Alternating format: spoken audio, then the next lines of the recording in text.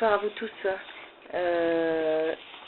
Voilà, je reviens en vidéo pour vous faire une petite analyse que j'ai faite en direct de mon hôtel Dorothée Méfaux,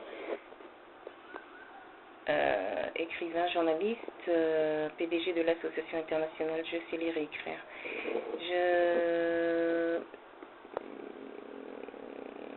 J'ai pris des renseignements sur le net et donc je souhaite faire un commentaire précis par rapport à des informations que justement je souhaite développer à 2 mois de l'élection présidentielle en Côte d'Ivoire, où je suis actuellement. Donc voilà, le pays est donc retient son souffle à l'aube des élections prochaines, des élections présidentielles. Donc voilà la situation ici en Côte d'Ivoire. Après une crise post-électorale qui a eu lieu en décembre 2010, avril 2011, ici en Côte d'Ivoire, où il y a eu quelques 3000 personnes mortes. On sort de cette crise avec des blessures et des souvenirs de la guerre civile, mais bon, on sort progressivement de cette crise au bout de 4 années, et voilà l'ambiance ici à Abidjan et dans les villes environnantes.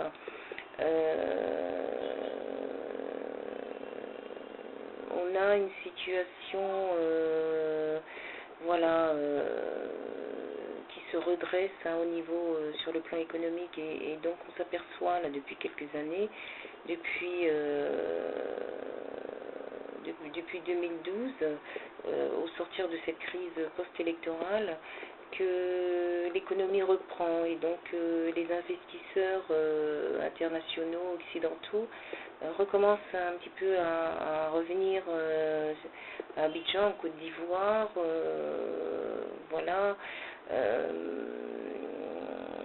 et donc croient en cette nouvelle croissance, en ce nouveau redressement, et donc reviennent pour investir en Côte d'Ivoire, et donc avant de lancer tous leurs projets. Donc ils attendent quand même les élections avec impatience, pour se mettre d'accord, si les investissements valent le coup en Côte d'Ivoire. Mais sachant que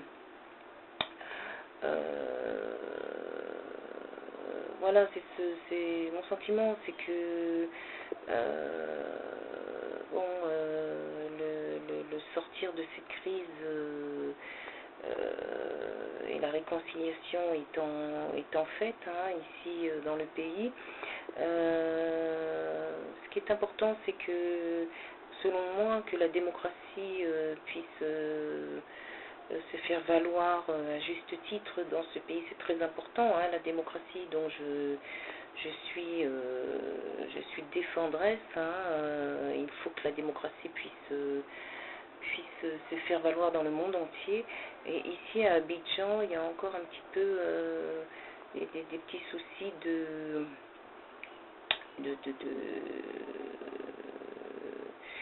justement de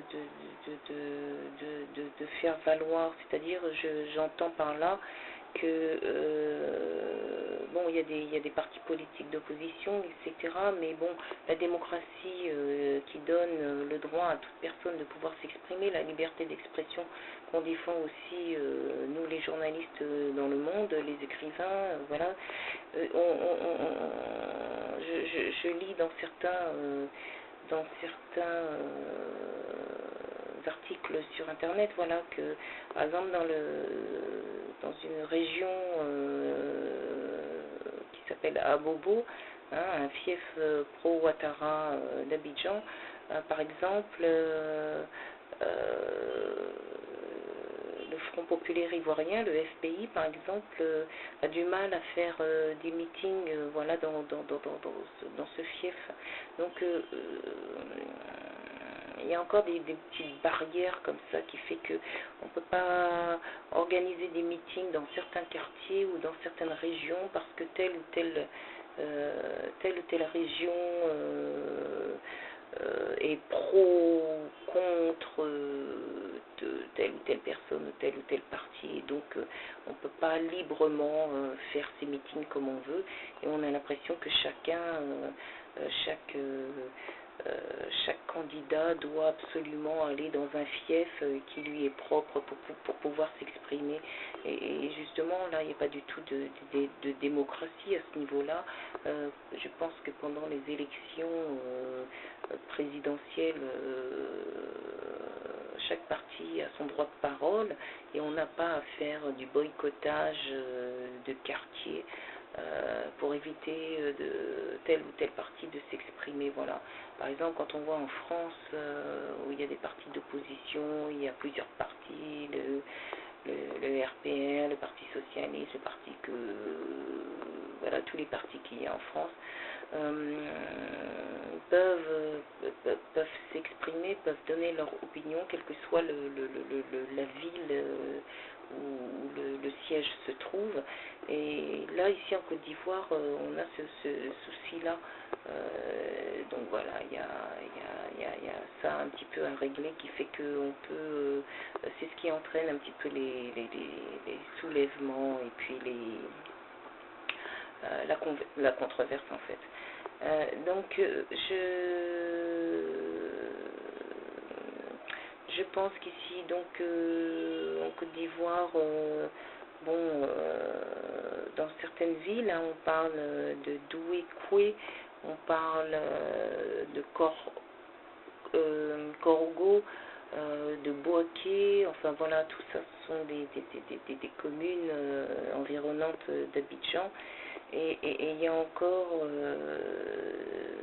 voilà, dans certains quartiers, des petites guerres comme ça où on a du mal à s'entendre et les communautés de quartier, voilà, on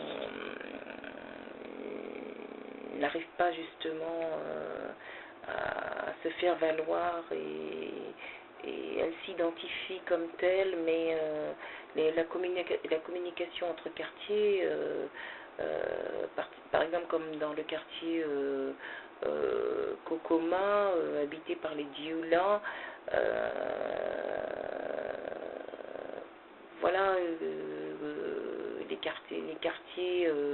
quartier où il y a les guérés, on les appelle donc les guérés, enfin tous ces Ivoiriens originaires d'autres régions qui sont issus de certains quartiers ne peuvent pas traverser d'autres quartiers parce que la communication elle est un petit peu fermée, où il y a des revendications ou des idées voilà, qui sont pas partagées, qui ne sont pas partagées. Donc aujourd'hui il y a des militants de quartier, voilà, qui font en sorte de rétablir la communication, et je pense que c'est une bonne chose parce que voilà, ça évite les petites guerres, voilà, entre ou les désaccords, comme il peut se passer par exemple en Centrafrique où ça ne cesse jamais, voilà, ces guerres entre ethnies, et c'est ce qu'il faut, ou entre quartiers ou entre communautés, et c'est ce qu'il faut absolument éviter ici en Côte d'Ivoire où on est en pleine émergence, en pleine réconciliation, et je pense que ces militants de quartier qui tentent de rétablir la communication et l'apaisement, c'est une bonne chose, ce genre d'initiative. Donc voilà, d'après mes sources, les quartiers d'affaires, hein, comme le plateau où je suis allée la dernière fois pour faire des démarches enfin, des démarches auprès de la mairie. Cocody, où je suis allée au quartier général du président. Voilà, ce sont des quartiers d'affaires, des quartiers résidentiels, hein, les beaux quartiers. Donc là, on voit que ça s'active, ça se redresse, il y a de l'activité, les gens travaillent, peuvent se déplacer avec leur propre véhicule, etc. Donc la pauvreté ne se fait pas trop sentir justement dans ces quartiers, voire même pas du tout. Et puis à contrario, vous avez d'autres quartiers, voilà, comme à Adjamé, une communauté populaire d'Abidjan, voilà, où il y a pas mal de désœuvrés, pas mal de gens assez pauvres, voilà, qui vivent, hein, dans ce quartier populaire d'Abidjan. Et donc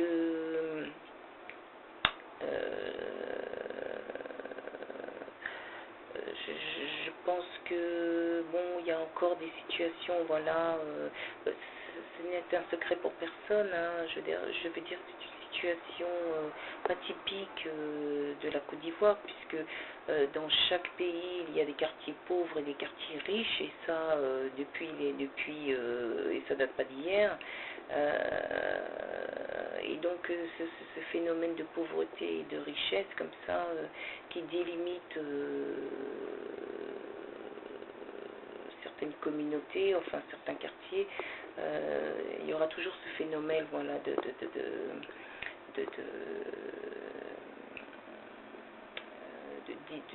différences de statuts sociaux, et donc ce n'est pas propre aux élections présidentielles, voilà, qui fait que ce phénomène apparaît. Ça a toujours été comme ça, et je pense que ça perdurera dans le temps, voilà. Donc je pense que là, d'un côté, dans les quartiers d'affaires, où on voit cette progression, ce redressement, l'activité économique qui bat son plein, d'un autre côté, il y a encore cette lutte, hein, contre la pauvreté. Il faut savoir aussi en Côte d'Ivoire qu'il y a 48,9% de la population qui continue à vivre sous le seuil de pauvreté. Hein, et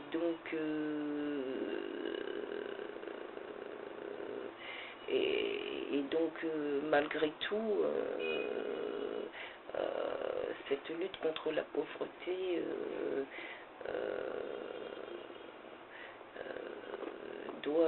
on doit continuer à lutter contre justement cette pauvreté, et le président de la République, Alassane Ouattara, bien qu'il soit sur tous les fronts, fait en sorte en priorité justement de redresser l'économie.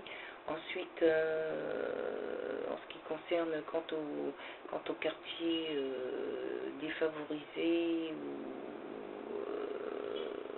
voilà, désœuvrés, je pense que en relançant l'économie, l'activité économique du pays, je pense que ça pourra aider en contrepartie les autres quartiers à se sortir de la misère.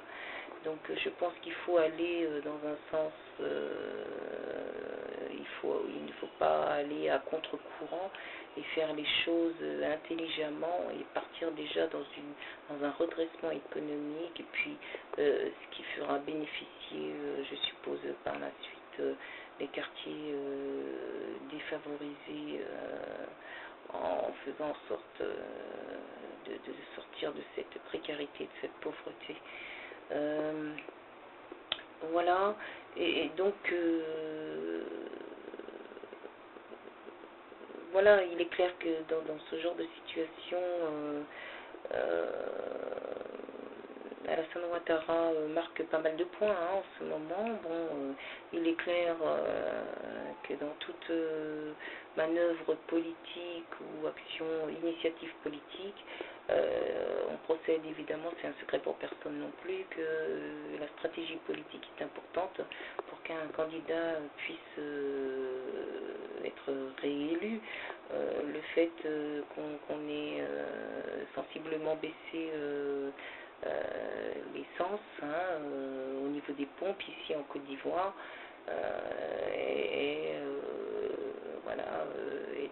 il fait partie justement de ces stratégies et donc mais en contrepartie c'est vrai que Alassane Ouattara marque pas mal de points avec toutes les actions concrètes, les réalisations concrètes qu'il a faites depuis 5 ans. Donc ici à Abidjan,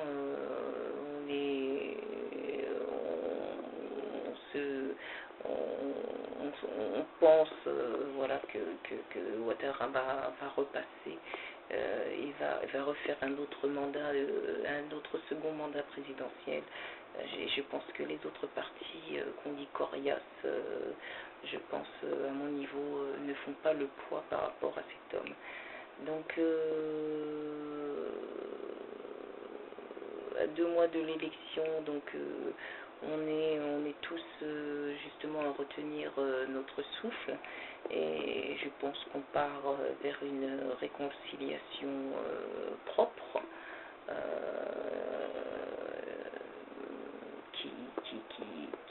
qui doit faire avancer les choses. Voilà, je voulais revenir aussi sur le cas du Burkina Faso. Donc pour la présidentielle 2015, on a 16 candidats retenus sur la liste provisoire. Donc je parlais dans une vidéo, dans une précédente vidéo où j'étais assez sceptique sur le fait que le Burkina Faso n'a pas vraiment de candidat. Je maintiens les propos que j'ai annoncés dans l'autre vidéo. Bon, les candidats qui se présentent sont au nombre de 16. Il y a eu une liste annoncée le samedi 29 août par le Conseil constitutionnel qui a publié la liste des candidats. Donc la présidentielle, je le rappelle, au Burkina Faso aura lieu le 11 octobre 2015. Donc sur la liste provisoire, mais qui va, selon moi, être définitive, on a 16 candidats, M. Barry, M. Bassolé, M. Diabré, M. Caboret, M. Canazoé, M. Natama, M. Ouadrego, il y a plusieurs Ouadrego, 4 Ouadrego, M. Sankara, M. Sérémé, M. Toé, M. Tougma, M. Yameougo et M. Zampaligri. J'annonce également qu'il y a 6 candidatures rejetées. Voilà. Donc apparemment on a 16 candidats qui sont en liste. Je crois plus à un candidat, moi je pense à un candidat qui sort vraiment du lot, c'est M. Jean-Baptiste Natama, avec qui j'ai conversé il y a plusieurs mois. Voilà, j'ai eu l'occasion on a eu l'occasion de se parler à travers sa page officielle sur Facebook. J'ai écouté son discours, un de ses discours qu'il avait fait, voilà, et en présentant, il avait présenté son programme. Et j'avais donc Monsieur Jean-Baptiste Natama, c'est quelqu'un que je peux éventuellement soutenir. Pour moi, il sort du lot parce que c'est quelqu'un qui a été directeur au cabinet de l'Union africaine, qui a un CV et un cursus aussi remarquable. Et donc, moi, je pense sincèrement qu'il faut, quelle que soit la présence de ces 16 candidats, je pense qu'il est important de prendre une personne qui a l'expérience, voilà, qui a des compétences réelles, professionnelles. Et donc Jean-Baptiste Ntama, qui a été directeur au cabinet de l'Union africaine, et me paraît fiable. Et donc je suis, pour moi c'est le seul candidat qui me paraît sérieux, avec des compétences derrière, des preuves à l'appui, voilà, un parcours sans tâche. Et donc, par rapport à ça, j'ai écouté son programme et c'est quelqu'un qui mise beaucoup sur la jeunesse, voilà, qui croit en la jeunesse et puis qui veut faire des choses pour la jeunesse au Burkina Faso. Et donc, je pense que c'est une très bonne initiative et que M. Ntama a bien compris que la jeunesse africaine était la jeunesse et l'Afrique de demain, et donc que cette jeunesse, il faut lui donner les moyens de parvenir à entreprendre, à créer, à bâtir. Et M. Ntama l'a très très bien compris, et que cette jeunesse, on n'a pas à la marginaliser au profit d'autres personnes. Elle représente l'avenir, et je pense que M. Ntama est tout à fait dans le vrai. Et donc c'est quelqu'un qui présente bien, qui aime son pays, le Burkina Faso. Je l'ai bien senti quand j'ai écouté son discours, et je pense que c'est un homme, voilà, dans la petite quarantaine, et qui a de l'avenir, hein. Et je pense que le Burkina Faso, après avoir vécu une révolution difficile, après avoir chassé le dictateur, on peut le dire comme ça, Blaise Compaoré, a besoin d'un renouveau, on va dire d'une nouvelle, d'une fraîcheur, voilà, d'une situation un peu plus,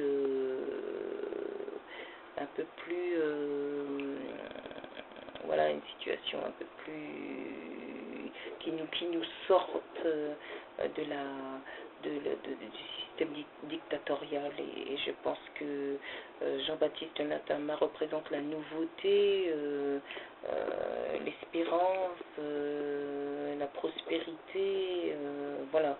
Donc je soutiens, c'est peut-être et certainement le seul candidat que je soutiens actuellement, que je peux soutenir éventuellement. Et donc je vais faire en sorte de lui adresser un article de presse, de lui écrire un article de presse pour lui prouver mon soutien.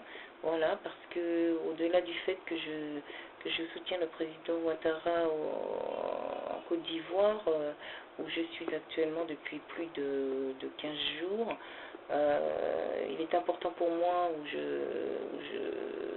de soutenir le Burkina Faso dans ces élections prochaines, attendu que moi-même j'ai des investissements à faire dans ce pays et des acquis.